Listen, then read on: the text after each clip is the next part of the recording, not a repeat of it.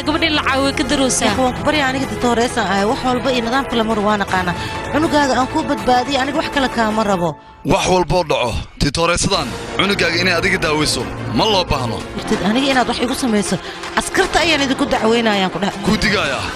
haddii aad gudahaas gasho gabadhaas iyo cunugeedu wixii ku dhaco adiga ayaa koblolbeebara waa halida ku qodanaysa godkeeda dhakhtaradaas gabadhii uurka leed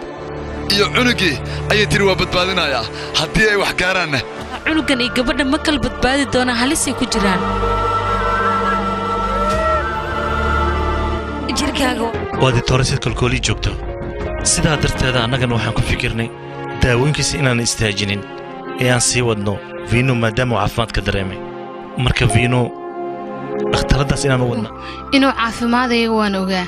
muhiimaddeedana waa inuu isaga caafimaado intaasaa wax walba adduunyadan saaran hadda iiga muhiimsan haddii aad u baahan tahay in aad daawato musalsalada kuwii hore iyo kuwii dhexe sidoo kale musalsalada qaybaha habeen kasta soo gala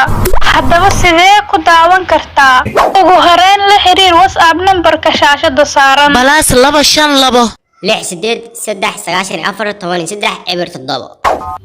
halkaas ayaa lagugu soo diri doonaa dhammaan musalsalada mahadsanidin